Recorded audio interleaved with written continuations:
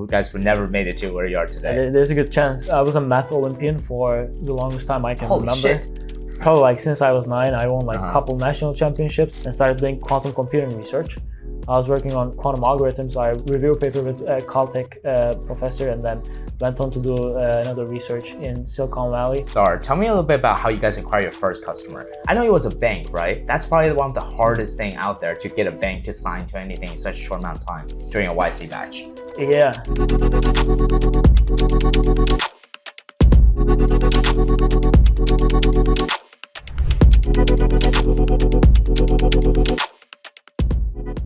So, Tunga, how do you feel about being on Signal 9? Now your face will finally populate on America media in Spotify and Apple Music. I'm honored, man. I'm honored. Great, man. So tell me a little bit about Freya. What does Freya do? So Freya is, we build voice AI agents for your call center, and we specifically target insurance, banking, and fintechs. And our goal is making the problems of customers resolve faster than they would just call a customer agent and wait like 10-15 minutes in the waiting like the line and stuff. Instead of that, you talk to our AI agent and you get your problem resolved. That's what Freya does. That's amazing, man. I mean, I heard about you guys' is it okay to talk about your funding round? Yeah. I heard about you guys' newest funding round. Tell me a little bit more about that. You know, how was that experience? Straight out of YC. Yeah. I mean, we raised around demo day. It was a pretty quick round. I think like we will have some publications in the following week, so I don't know if I should say the exact number right now. Yes. But yeah, the round is closed, so that's amazing. Yeah, just focusing fully on customers right now. Yeah, one of the hottest company out there, right? Well, I don't know if it's as hot as you guys. You're always all over the media, you know. Well, I mean, I heard about you guys' new team. You have a team of 7 now? Yes, we expanded after YC, and it was mainly due to demand we have, and pretty much it's not like we care about each of our customers, and we have forward deployed engineers to make sure that customer has a very frictionless experience, and it requires our team to expand to be able to supply for the demand that we have right now. That makes sense, man. That makes a lot of sense. Well, I mean, curious about the demand that you say. Like, who are chasing you guys? Who's like begging for Freya to say, hey, I want to use you guys right now? Yeah, so there's a specific customer profile. It's mainly companies that have a call center, like internal call center of more than 20 people. And some repetitive scenarios they have, like debt collection or like some sales calls, outbound calls that they do, that they want to automate or they want to enlarge the pie. Let's say their customer representatives can call like 1,000 people a week, but our AI can enlarge their pie and like multiply it by 5, 10, however much they want. So that's one type of customer. And we're also operating in European market. And currently the transcription models are not good enough. And that's what we train our models for. Especially there's the pipeline of transcription, LLM, and text-to-speech. And this part in underserved languages, we do this part well when we get the training data from the companies we work with. So right now in Turkey and Czech Republic, for example, we got a bunch of clients that from finance industry wanting to use us because there's not a proper solution other than us that actually works. That makes a lot of sense. I mean, especially you guys are, training something that's tailored to a specific market, right? So what inspired you to like make that step? Was it something you guys were doing in the beginning, or was it something you decided to do during the batch? And yeah. So we had a company before this, and we were building with voice AI as well. And it was an education company. We were building an AI tutor, a conversational one. So we worked with these conversational AI technologies for a good bit, for the past like 2 years at least. And we were thinking, how can we use this technology and make it like benefit some customers in real world, apart from that specific niche. And we got in contact with a fintech and an insurance company, and we were talking about, hey, like, would you be interested? And then like we were just checking it out, and like they were interested, and they became customers, and we saw that, okay, we can actually turn this into a product. So that's how it was. Wow, that's amazing, man. So, I mean, how did you and your co-founder met? Was that during the first company? So yeah, the story is we met even before the first day of school on a hiking trip. I injured my leg. My co-founder helped me out. He saw me as like checking on me if you're good and stuff. And I was like, okay, this is a good guy. Let me be friends with him. And we ended up becoming roommates. And at Penn, we've just been talking about all different ideas that we could just build, and we started building this AI tutor together. We dropped out for that, and that was that. That's how we started working together. That company did pretty well. Now I'm just a shareholder. I don't actively work there, but that was our first experience, and then we moved on to Freya. Dude, that was a good save by your co-founder. I mean, now you guys are together. Like, if he didn't check up on you during that hike, right, you guys would never made it to where you are today. There's a good chance. there's a good chance. You who knows, right? I mean, I read a little bit about your background. So I saw you won a bunch of competitions, and obviously you were pretty impressive on various medias, YouTube. Your video did really great. Tell us a little bit about that. About your past. Yeah, so I was a Math Olympian for the longest time I can Holy remember. Shit. Probably like since I was 9, I won like a couple national championships. I won one international Math Olympiad, not the IMO, but like one of the international ones. Then I did it for a long time, like Math Olympiads, and then I got into computer Olympiads, like informatics Olympiads, ranked in my country, in Turkey. And then I started doing robotics Olympiads. We won a championship with my high school team in Australia out of 5,000 teams. And that was that. So I was doing a lot of Olympiad stuff. And then towards the middle of high school, I wanted to get into like more academics and started doing quantum computing research. I was working on like quantum algorithms. I wrote a review paper with a Caltech professor, and then went on to do another research in Silicon Valley and on quantum machine learning. So that was that. I don't know if that answers your question, but like pretty much academic Olympiad background, and then turning it more into like AI. More recently at Penn, I worked on like vision transformers a lot. And I have a video on Free Code Camp. Maybe it was that what you were referring? I was writing a vision transformer from scratch. Andre Karpathy, right?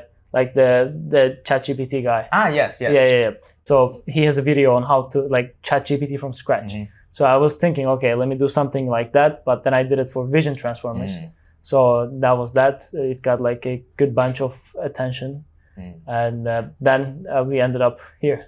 That's really interesting because today I was talking with Neil, my co-founder, about actually quantum computing. Because I was like, he was like, this is a topic. I was like, what is interesting to you then? He was like, quantum computers. I was like, quantum computers? Well, now we have an expert here in the room. I mean, I'm not following up with the most recent updates, but quantum computing is a little interesting because the real world application is a little far away from now. Still, even with the new updates IBM is making. So what I was doing was I was looking into quantum algorithms like Deutsch-Josa or some of the other algorithms like Grover's. And it was like optimizing the way these calculations are done, but like the real world application is still to come in. So that's one thing that the industry is still not there. I see. Is this something you ever want to get back to? Or is it something that's more just like now you're going to focus strictly on Freya and just make it the biggest voice AI company?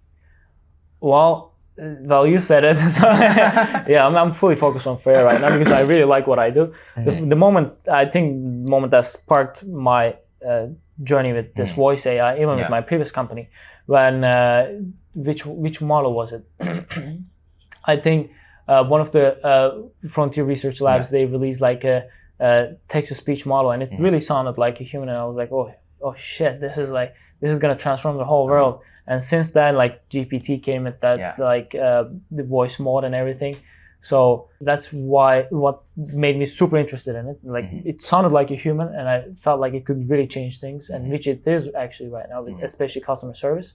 So that's why I really like what I do at Freya. Like that spark was even the start of it. That's amazing, man. So I mean, I know that we were talking about the start. Tell me a little bit about how you guys acquired your first customer. I know it was a bank, right? That's probably one of the hardest thing out there, to get a bank to sign to anything in such a short amount of time during a YC batch. Yeah. So that was definitely difficult. So we got into contact with this. This was a UK-based banking as a service. That was also operating in Turkey, and I was like trying to reach out to all my LinkedIn connections. So I was reviewing every connection I have on LinkedIn one by one and seeing if they were relevant to our ICP. And there was this one guy who was working at IBM, and he worked in financial services, and I reached out to him and he said, okay, you should talk to these guys. And he referred me to that bank, and then that's how it happened. And the other insurance customers we had, my co-founder found them through his network. He was in insurance, he worked in insurance before. So that's how it happened. I see, that's amazing. And I'm curious, like, now are you guys expanding to the US market? Is this something you want to go after? And if you do want to go after the US market, what's your game plan right now? So US market, it's a bit tricky because the models are good enough right now. So especially the voice models, but the logic behind the LLMs and the decision process and making it like really talk like a human at the business logic level is the biggest challenge right now. And apart from that, like all voice companies have a great voice, so it's a little more difficult to prove your point to your customer that you're way different than them. And there's a lot of sales in the US market compared to other markets where the voice models are not good. So it's pretty much just like a sales motion that we're looking for. We've been to conferences trying to get as much warm leads as possible. So it's pretty much like a B2B sales at this point. That makes sense. I mean, you guys are probably experts at B2B sales. I wouldn't say experts. We're trying. Definitely not experts. But tell us a little bit about that, like B2B sales. What is your, takeaway from YC? Maybe you're not even related to B2B sales. Just like your biggest takeaway during your batch. Biggest takeaway during your batch: just go out there, get your customers, and even if they reject you, even if they like give you negative feedback, it gets you closer to the conclusion that you need to get. So you would rather know that your idea is going to work or not sooner than later. So I would prefer talking to 5-10 customers, all of them rejecting me, telling me that that's not a problem that needs a solution this week, than if I can get it in 3 months. That's the biggest takeaway. I see. That makes sense. I mean, one thing that I really believe in is that speed is the only mode, right? That's what my co-founder taught me, and he was like, "Oh, speed is the only mode, before Series A." And do you think this is something that's true? And are you guys trying to race there to Series A to get that mode? I mean, speed is one of the most important things that matters to us, but like I wouldn't say the only. If you look at ASML, I mean they don't need speed. No one can do what they're doing with these machines for the GPUs. But yes, speed matters to us a lot because the market is getting very crowded. And the way to differentiate is to innovate and make sure you tailor your product for the customer experience that you want, and they just like iterate as fast as possible. So we're not building rocket science. That's why we really need to be fast and like outcompete. That makes sense. Is there I'm just really curious for this one, but basically, like when you guys are out here acquiring customers, right? Like, do you guys, I know you guys fly around to a lot of different places. Do you guys see that to be a, true advantage when you go in person to talk to them? And like, why do you guys for example, I know your co-founder is still in Czech Republic, does it make a huge difference to fly all across the world? Yes, it does.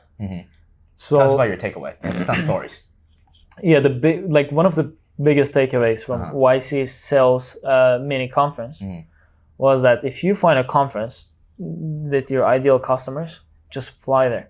And we did it with credit unions. It was in Vegas, and me and my co-founder just flew there, met so many people that are relevant. One of those guys started a pilot with us.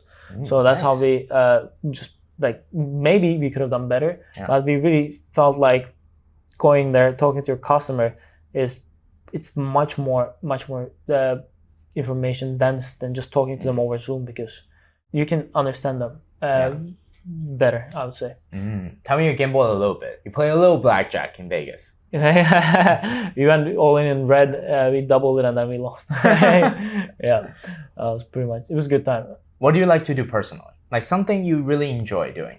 Other than being a founder, obviously, honestly, making money. Right now, I mean, making money is not it, but it's just like making something that works, works in a sense that like helps people and stuff, like something valuable to the world. I just work, man. That if you asked me like 2-3 years ago, I was a swimmer and I was swimming. Right now I'm just working, and apart from that, probably nothing else. I don't know if that's the healthiest thing to do, but that's how it is right now. I see. That makes sense, man. It's the founder grind. That's how it is. Well, welcome to Signal 9. Thank you so much. Appreciate it. Thank you. Really appreciate you. Thank you. And really appreciate you coming to this episode. You're the first one we ever filmed, so. Yes, sir. Yes, sir. So it's going to go up. The hopefully, podcast. like a hockey stick. Yeah, right? yeah. It is.